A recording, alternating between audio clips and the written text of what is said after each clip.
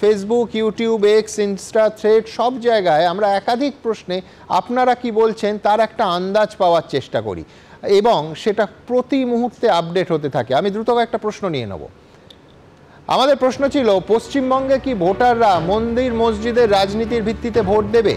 হ্যাঁ তাই দেবে এমনটা মনে করছেন 55%, দেবে না এমনটা মনে করছেন 42%, বলতে চাননি 3%। পরের প্রশ্ন ছিল, মন্দির মসজিদের রাজনীতি করে কি আদতে মানুষের জীবনের মূল সমস্যাগুলোকে চাপা দেয়া হচ্ছে? 89% মানুষ মনে করছেন হ্যাঁ এইভাবে চাপা দেয়া হচ্ছে, না মনে করছেন 9%, 2% বলতে চাননি। পরের প্রশ্ন, মন্দির মসজিদকে কি ভোটের স্বার্থে ব্যবহার করা উচিত? 16% মনে করছেন হ্যাঁ করা উচিত, তাতে কোনো অসুবিধে নেই। 82% মানুষ মনে করছেন মন্দির মসজিদকে ভোটের স্বার্থে ব্যবহার করা উচিত নয়, 2% বলতে চাননি।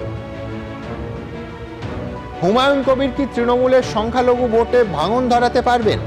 71% মনে করছেন হ্যাঁ তিনি সংখ্যালঘু ভোটে ভাঙন ধরাতে পারবেন না এমনটা মনে করছেন 25%, বলতে চাননি 4%। পরের প্রশ্ন ছিল, হুমায়ুনের বাবরি মসজিদ কি বিধানসভা ভোটে অন্যতম ফ্যাক্টর হয়ে উঠবে? ফ্যাক্টর হবে এমনটা মনে করছেন 72%, হবে না এমনটা ভাবছেন 27%, বলতে চাননি 1%।